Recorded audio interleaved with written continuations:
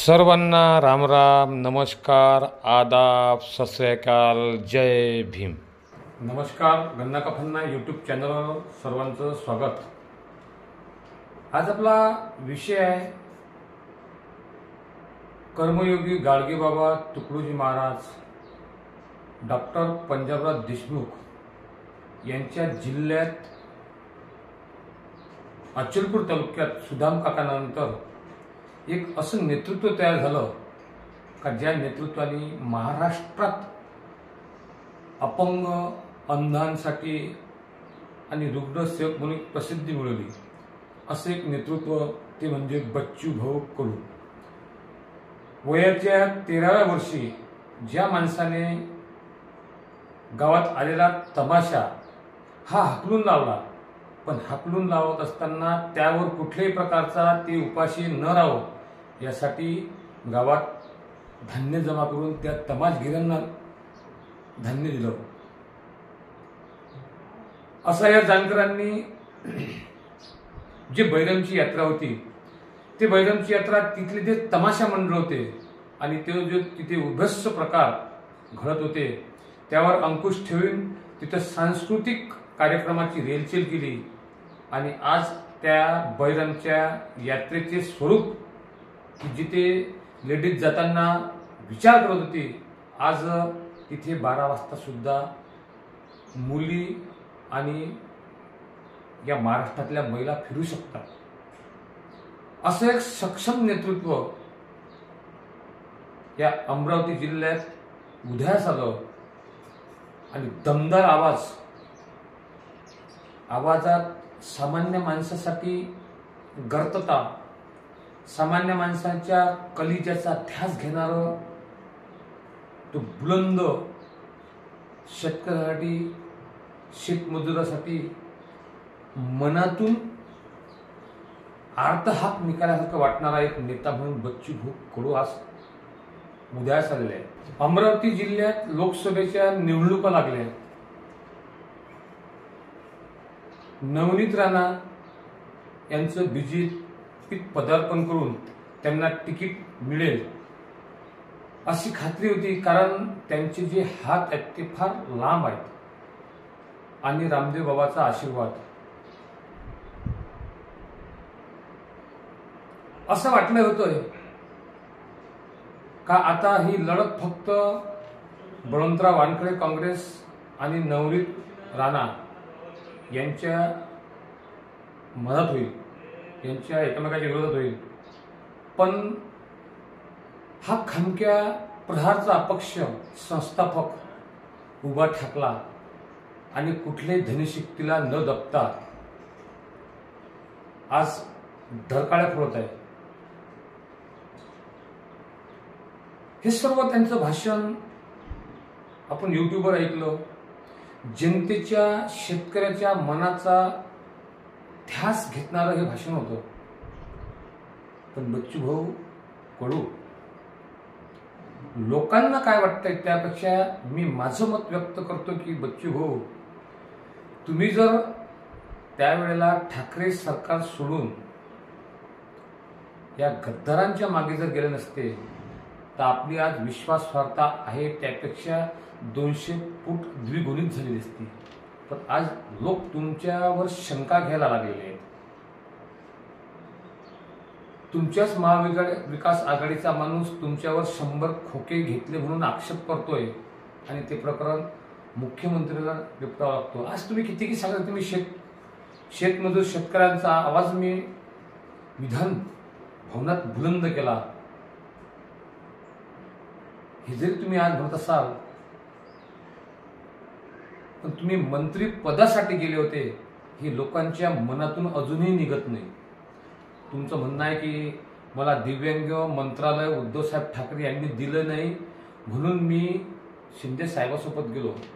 पण हा प्रश्न तुम्ही अगोदर लावून धरायला पाहिजे होता की मला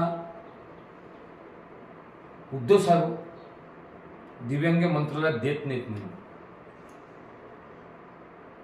तुमच्या मनातली आर्त हाक, ती ज्वाला, जशी बाकीचे अमरावतीतले नेते मंडळी प्रवीण पोटेसारखा पाटील की आज त्याची विश्वासार्हता अमरावतीमधून गेला की आज लायचाटेपणा करत आहे. एक तुषार भारती मला खमक्या दिसतोय की आजही त्यांचं स्टेटमेंट आहे की मी कार्यकर्त्यापर्यंत माझ्या भावना पोचवेल. आज बीजेपीची काय कंडिशन झाली आहे असं सर्वच पक्षात होऊन राहिलं. पण जे नवनीत राणाने केलं ते कोणत्याच नेत्याने केलं नाही असं वाटतंय. बच्चूभाऊ कडू आज आपण सक्षम नेता दिनेश बुक नावाचा एक झंझावात जो रुग्णसेवक आहे त्यांचं महान कार्य आहे अशा माणसाला आपण लोकसभेची तिकीट दिली. याबद्दल माझं दुमत नाही, माझा कोणासोबत विरोध नाही आहे. पण मी माझं गन्ना का फन्ना यावर मी विश्लेषण का करतो, का करावं लागतंय की तुमच्या ज्या भावना त्या खऱ्या जरी असतील पण आज त्यावर जनतेची विश्वास नाही. त्यावर युट्यूबवर तुम्हाला ज्या कमेंट्स येत आहेत त्या विरोधक लोकांचे जरी असतील पण 100 कामं चांगले करत असताना एक काम जरी वाईट केलं तर ते काय 99 कामाला त्याची व्हॅल्यू कमी करते.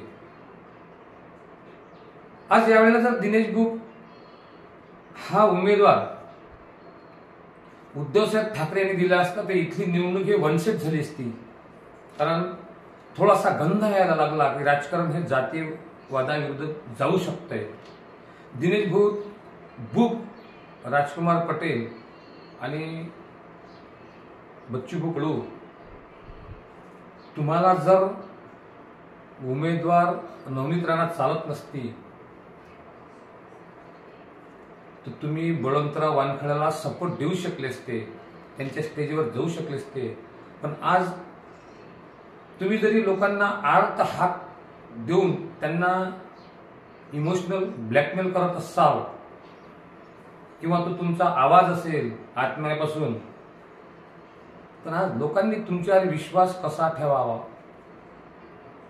तुम्हीच म्हणताय की 400 मधून एक जर गेली तरी चालेल, पण कशावरून तुम्ही निवडून आल्यानंतर बीजेपीकडे बसणार नाही. दिनेश बुक हे कट्टर शिवसैनिक होते. त्यांनी शिवसेना ही मेलघाटात दुर्गम भागात संजय बन म्हणा, सुदेव सूर्यवंशी म्हणा असे अनेक लोकांनी ती वाढवली, जोपासली.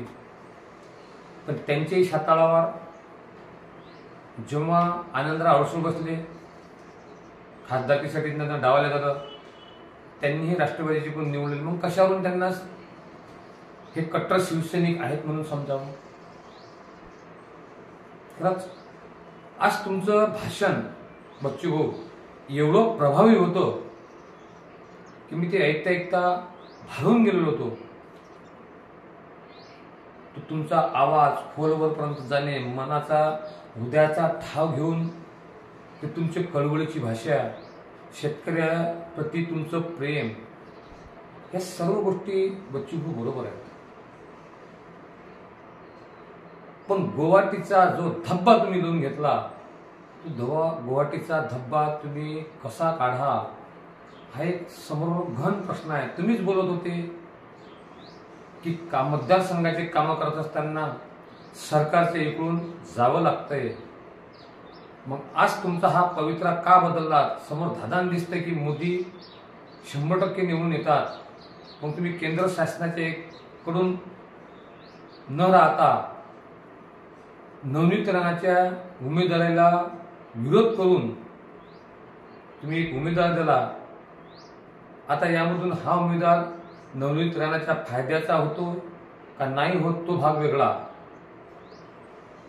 पण मला तरी वाटते उमेदवार न देता तुम्ही नवनीत राणाला पाळण्याचा प्रयत्न करावा लागत होता. यावरून अर्थ असं निघतंय की तुमच्या मतदारावर विश्वास नव्हता म्हणून तुम्ही तुमचा मतदार हा दिनेश बुककडे वळवण्याचा प्रयत्न केला.